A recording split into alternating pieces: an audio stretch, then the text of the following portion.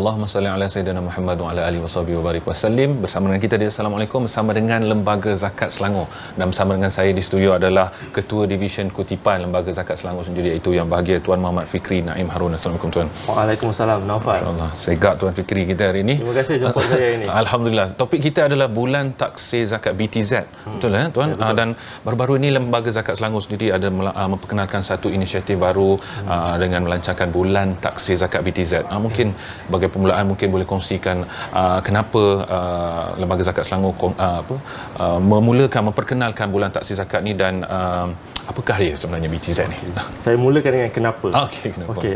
Kita dapati daripada data kita ada kes-kes yang secara istiqamahnya bayar zakat pendapatan, katakan potongan gaji, daripada mula bekerja sehinggalah nak bersara, maintain satu amount yang sama, contoh RM100 sebulan, maintain.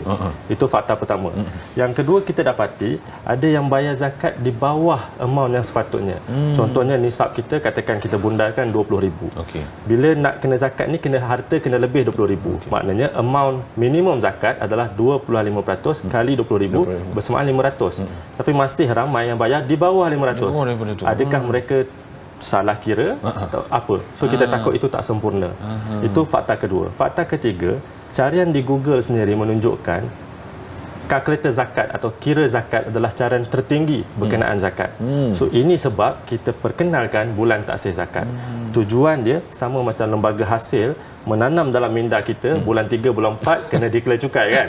Betul. So kita nak tanam dalam minda masyarakat, khususnya di Selangor, bulan 6 adalah masanya yang tepat untuk kita taksir balik zakat.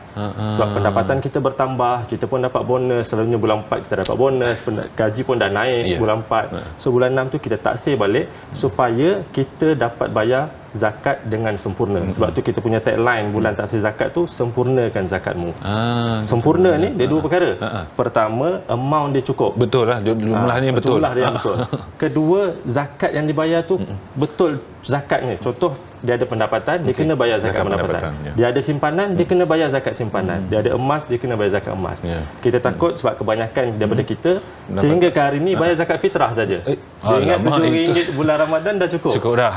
Padahal dia ada pendapatan, dia ada simpanan. Itu hakikat yang berlaku sekarang. Sebab tu kita perkenalkan bulan taksir ni.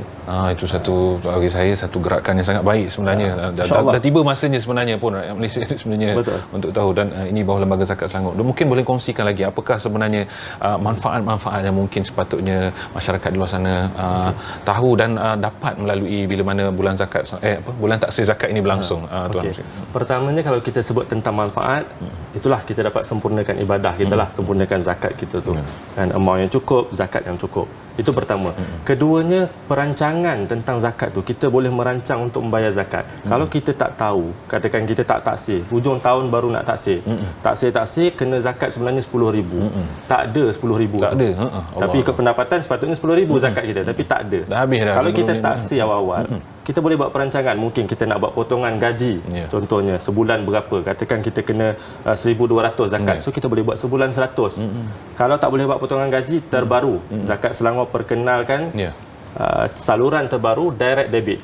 Maknanya tak perlu melalui majikan lagi. So maknanya bagi pekerja yang majikannya tak menguruskan potongan gaji untuk zakat, ataupun bagi mereka yang dah bersara, sebelum ni potong gaji tapi dah pencen, tapi still nak bayar secara bulanan, ataupun bagi mereka yang bekerja sendiri yang tak ada majikan, so kita perkenalkan direct debit. So bila dah taksir, dia boleh buat perancangan untuk bayar secara bulanan melalui sama ada potongan gaji atau direct debit.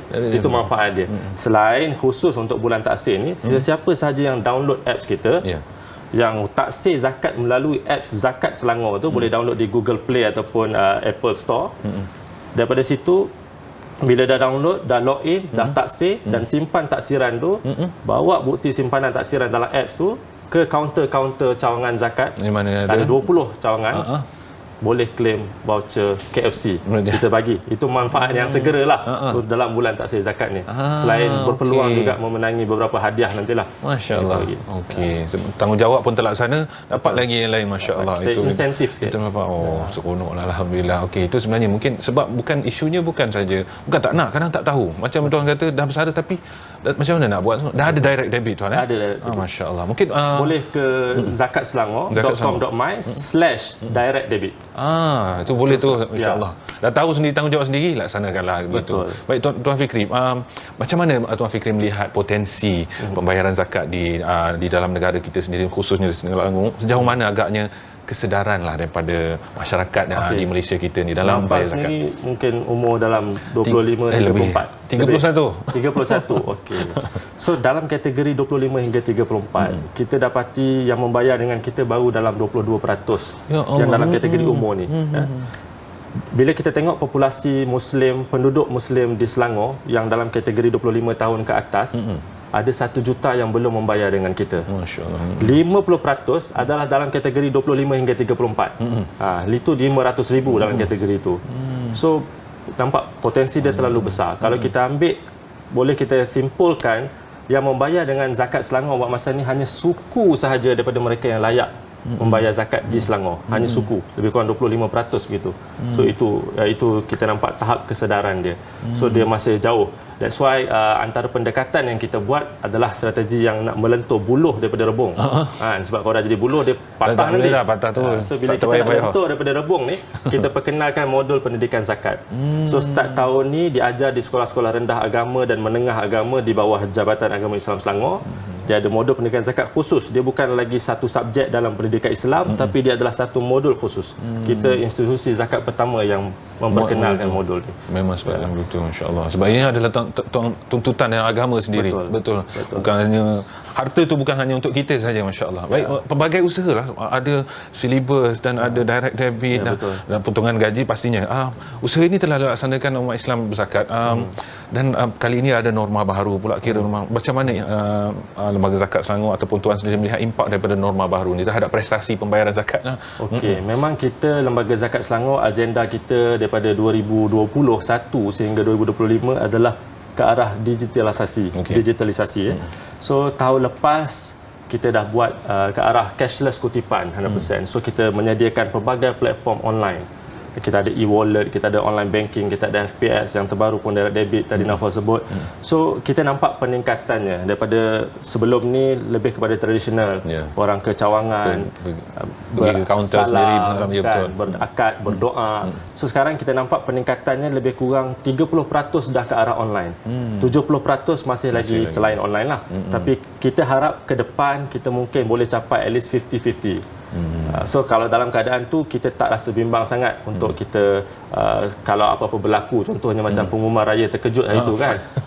Okey. Kan? Tengah-tengah malam mana nak cari Tok Amir pun nak bakal mak. Itulah. So itulah. Subhanallah. Kita ada sediakan online dan rasanya ramai yang bayar online pada malam itulah. Itulah. Alhamdulillah masih lagi ada inisiatif seperti itu. Kalau lah tak ada tu, insya-Allah. Tapi apa pun kita ucap tahniah kepada Lembaga Zakat. Banyak inisiatif untuk membantu masyarakat sendiri untuk melaksanakan tanggungjawab harta mereka, baik, insya-Allah. Mungkin sebagai penghujung ni kita ucapkan terima kasih kepada Tuan Fikri Naim Harun, insya-Allah, kepada Lembaga Zakat Selangor. Moga dapat lebih Allah permudahkan urusan kalian untuk membantu kami sebenarnya. Ini adalah tanggungjawab kami tapi dibantu oleh Lembaga Zakat sendiri, insya-Allah. Itu yang kita nak kena clearkan lah. Insya-Allah. Fungsi kami Lembaga Zakat Selangor bukan hanya untuk membantu kelangsungan hidup asnaf, tapi membantu muzaki membayar zakat untuk menunaikan zakat. Insya-Allah. Jadi saya harap ramai-ramai bolehlah layari jom.zakatselangor.com.my untuk info-info berkenaan dengan bulan taksir zakat. Saya harap kita ramai-ramai boleh pertamanya download aplikasi Zakat Selangor di Google Play dan juga App Store, Play Store dan App Store. Kedua, daftar dan login masuk. Ketiga, taksir dan simpan.